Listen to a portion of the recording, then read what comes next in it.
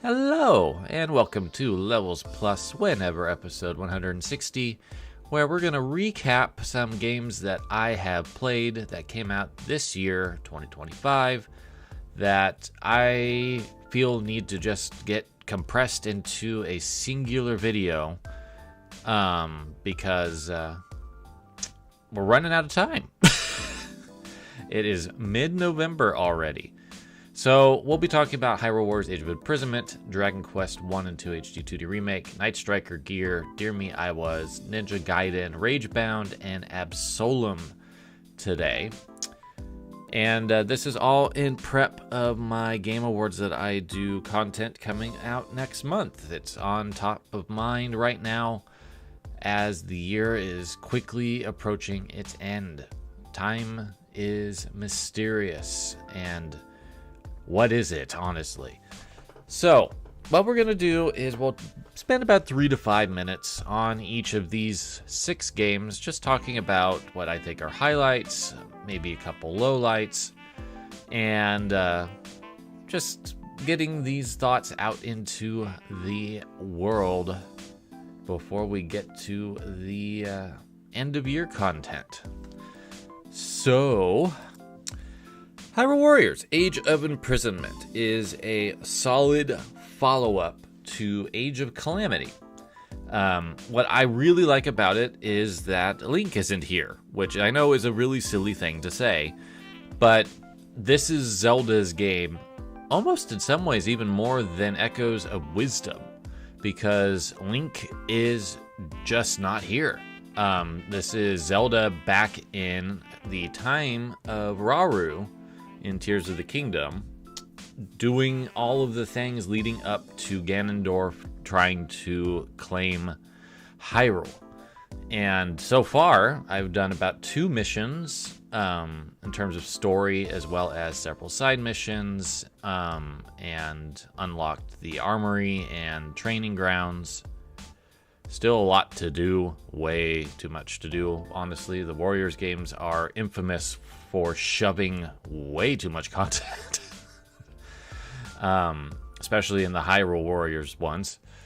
But I will say this, I think this is the best looking, best feeling, and out of Hyrule Warriors, maybe the best sounding. I think that Zelda, Rauru, and Minoru all control really well. They are very distinct from each other. Zelda utilizes light and time, which isn't too surprising given her legacy. But Rauru also has the Ultra Hand, along with light powers. And Minoru is all about Zonai gear and weaponry. So she's basically building vehicles out of scratch to do her attacks, which I think is a really cool gimmick. There's a bunch of other characters I haven't unlocked yet, but I feel like in the grand scheme of things, this is the finest effort since Hyrule Warriors Definitive Edition with this sub-series, which I know there's only 3.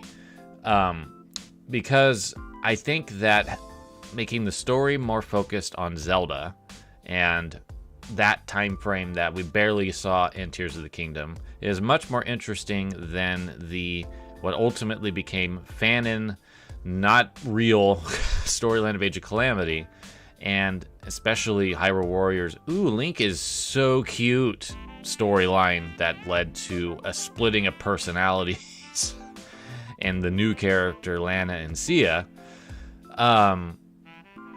This is definitely on the story front the best of those 3 games. The voice acting is solid all around. I like Patricia as Zelda. Some people really don't, but I think it's a good choice for her. And, you know, there's a Link analog in this mech, but it's not really Link. So I'm kind of cool with the fact that we're getting all these Zelda-focused Legend of Zelda games after way too long of not having Zelda be a protagonist in her own titular series. So I'm looking forward to getting into it more. But as of right now, I think that this is a huge upgrade over Age of Calamity and could become the best of the subset of Warriors games based on Nintendo properties. We'll see if it could dethrone 3 hopes. Dragon Quest 1 and 2 HD 2D Remake. I played through all of 1 on easy with invincibility. And that was a really good decision on my part because Dragon Quest 1, for those who might not be familiar, originated as a singular playable character back in 1986 with the original Famicom Dragon Quest.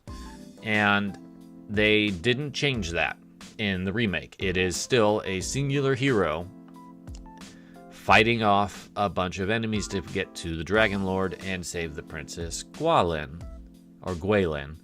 That one's just tricky to pronounce. The big difference in the remake is that they just let the enemies be more than just one at a time. So you now have groups of enemies to deal with that deal with conventional Dragon Quest mechanics, which means that they're grouped together as an enemy species.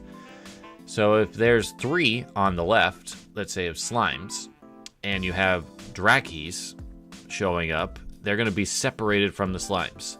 And there's only a very scant amount of moves that hit all enemies. Most group attacks focus on groups. So if I wanted to deal with the group of slimes, I probably would have to use a spell early on, but I have to earn that spell to be able to do it, or find it on a scroll.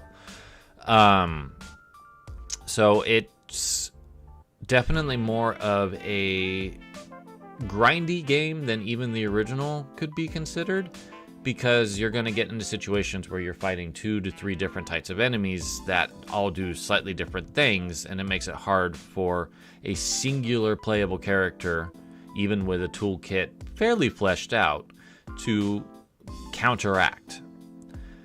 Which, might be fun for some people to have that challenge of trying to work through what could be considered a puzzle of sorts. How do I best deal with this situation with the tools that I have? You'll be switching weapons fairly often because there's whips and boomerangs, which weren't in the original game, at least in the way that they're utilized here. That can attack groups or all enemies respectively. There's also abilities that you didn't have in the original game that eventually unlock into sigil abilities, which upgrades the magic use and the damage output and can add more than a singular attack. So it can hit all groups or it could hit all the enemies. I feel that keeping this focus just to our hero does hurt the game in the long run as a remake, because there's characters that you meet that I think would have been adequate temporary party members to help with the more challenging moments. Gwalin has 2 knights, 3 actually. The captain, the woman that is officially Gwalin's guardian or knight or whatever they call her, and then there's a royal guard.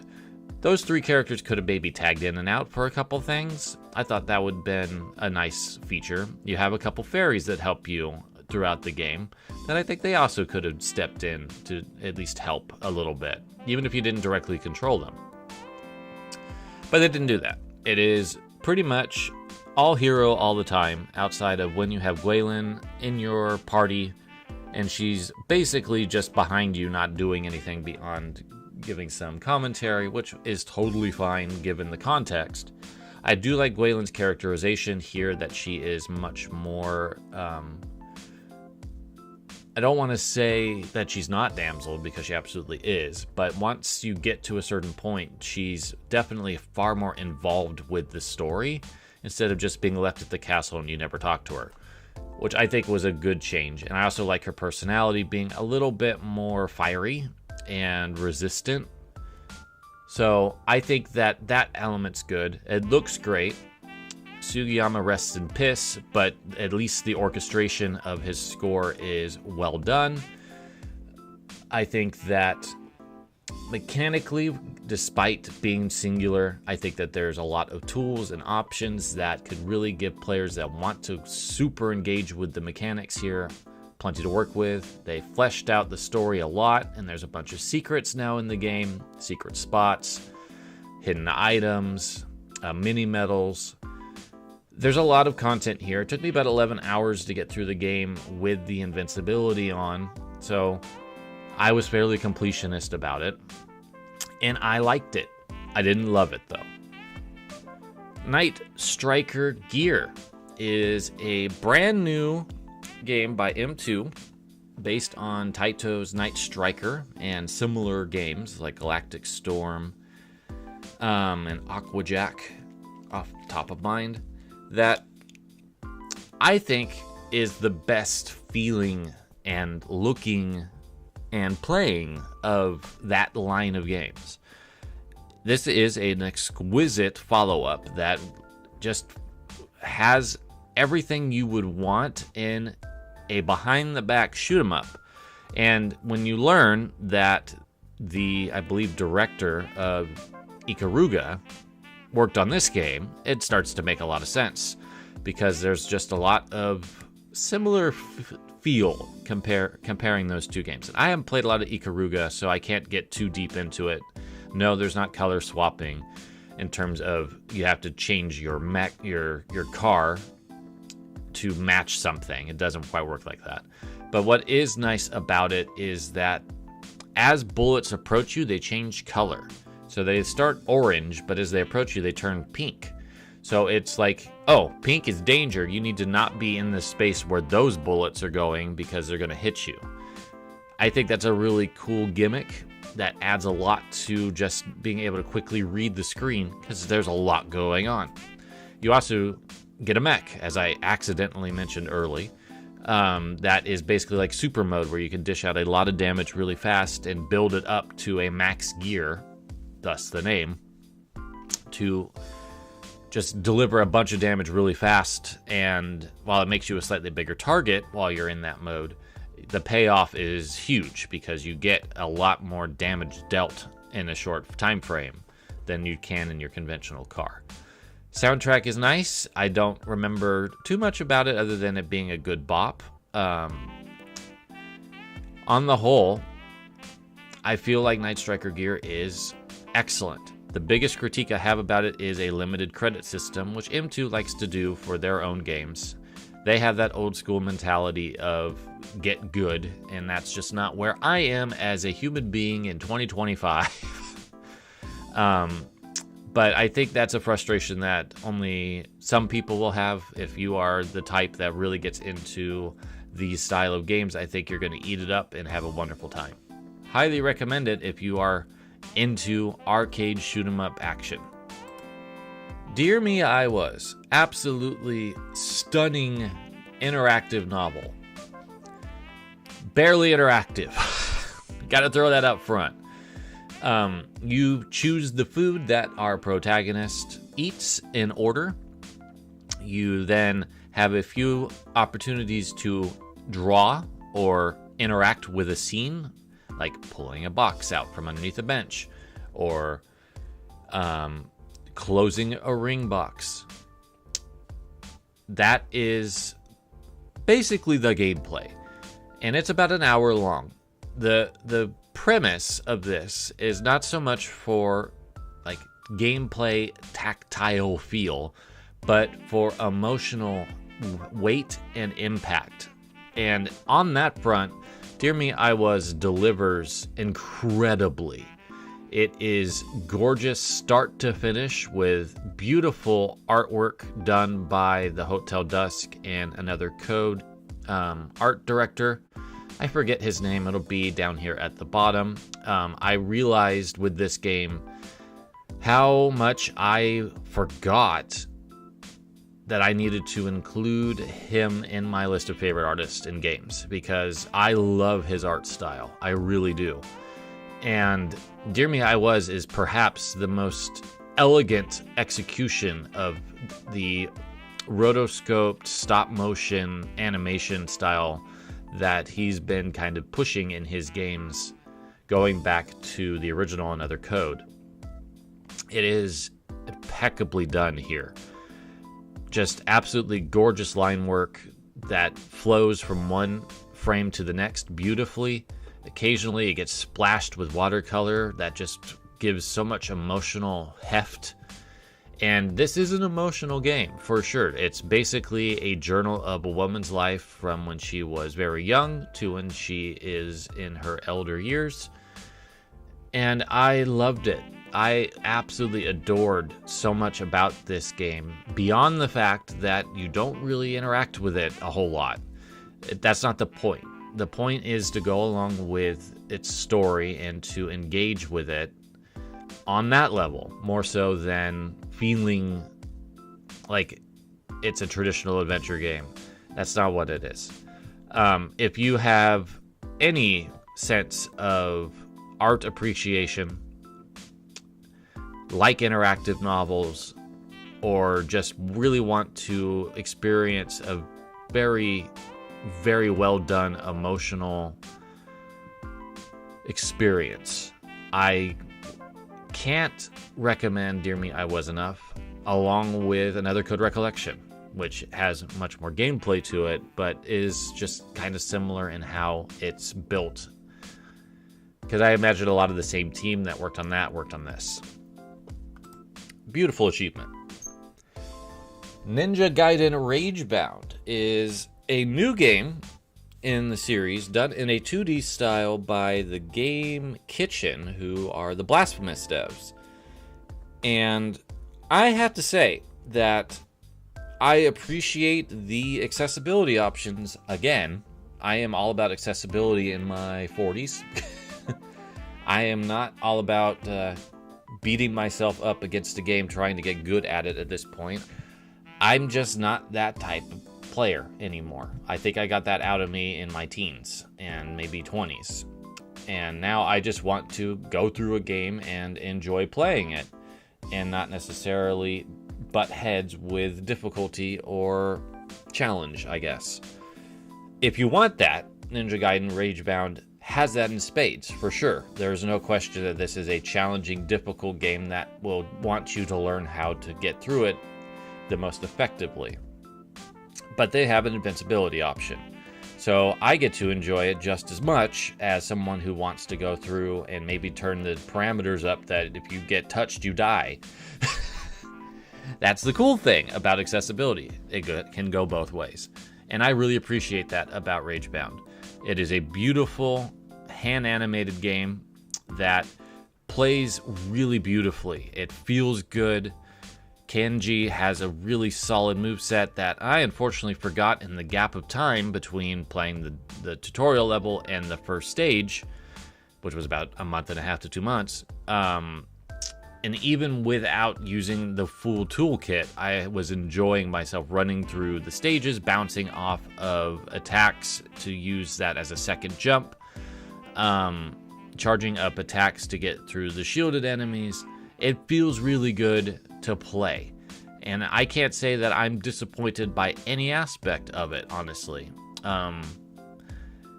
Perhaps the invincibility is making the thrill of the moment-to-moment combat less interesting because there is no repercussions if I fail. But on the same token, I don't mind that. As I said, at this stage of my life, I just want to go through a game and not fight against everything that it is to be able to engage with it. And I appreciate that about this game a lot. I haven't got very far in it, so I'm going to keep these comments relatively short.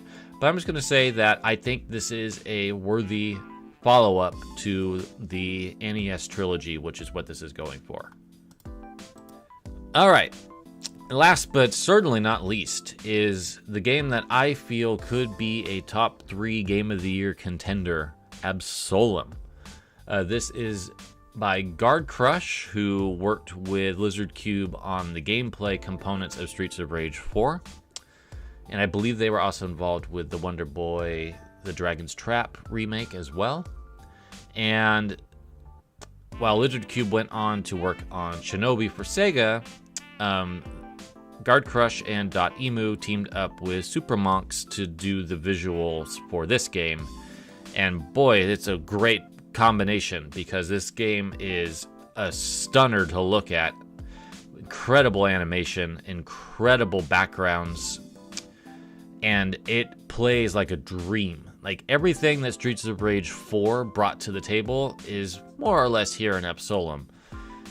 It's got 4 playable characters that are all extremely distinct from each other and all feel really good to play based on the 2 I've dealt with a lot, which is Gladriel and Cinder. I forget our elves' name off the top of my head, but it's close to that. They both are super fun. Cider is close to Cherry in Streets of Rage 4. Not quite exact, but comparable in terms of being the speedy, moving around the stage, air combat focused character that I really adored in Streets of Rage 4. She's got a mechanical arm on top of that, and can do some really cool distance grabs, which reminds me of the new Ninja Saviors game and its new character, whose name I forget. I'll throw a picture of her up with her name, though. It starts with a Y. Really, really fun. And then I really liked I'm just going to call her the elf, because I really don't want to butcher her name all the time. The way that she fights with her hands primarily, but her sword is her special button, and building out like dive kicks and triple slashes and all kinds of stuff with her has been really fun. Both those characters are great. I'll try out the dwarf and the frog wizard at some point in more depth, but I just loved every single playthrough of Absolum. I'm not playing it perhaps how it was intended, because, again, accessibility. I'm not really doing the roguelite piece a whole lot. And that's okay. I'm still enjoying the hell out of the gameplay because it feels so good to fight things. And they just did a splendid job making this game meld beat 'em up with roguelite so well that I'm barely bothered by the rogue elements. Again, I'm not really engaging with it, but at the same time, I feel like this is just a splendid, splendid experience, especially for fans of both of those genres. And it's gorgeous to look at. The soundtrack is incredible. I love the fact that I'm getting so many games challenging Clair Obscur for Music of the Year. I'm not sure if any of them's been topped yet, but this is a really great soundtrack from start to finish. And the soundtrack included with the physical version isn't complete, and I'm willing to buy the complete version to get all the tracks I don't have. That's how good this soundtrack is. Artistically stunning, as I said earlier. I love the art style. I love the character designs. It looks a lot like a comic book in motion, which is just incredible. I love that. And it really just boils down to how good it feels. Being able to parry and deflect and clash are all really great mechanics. It feels good pulling them off. Getting a good combo going is wonderful. I haven't played it with another player, but I've just fell in love with this game, and it's on my top 111. I'm still figuring out if it's better than Streets of Rage 4 or not, but it's easily a contender for Game of the Year. Really, really happy with it. So even more of a surprise, honestly, than Clair Obscur, to be completely frank, because I feel like this game has the pedigree, but it kind of just came out of nowhere. To just be like the game of the latter half of the year in a lot of ways. All right, we'll call it there for this episode. We're not too super long. Got through 6 games in quick review. I think this is going to be a very interesting game of the year situation, and just figuring out the rest of the awards is also going to be fun. That will be happening around mid-December, so stay tuned for that. All right, friends, I will be back with something different next time, and I appreciate you tuning in, and I hope you have a good set of days until the next episode. Take care.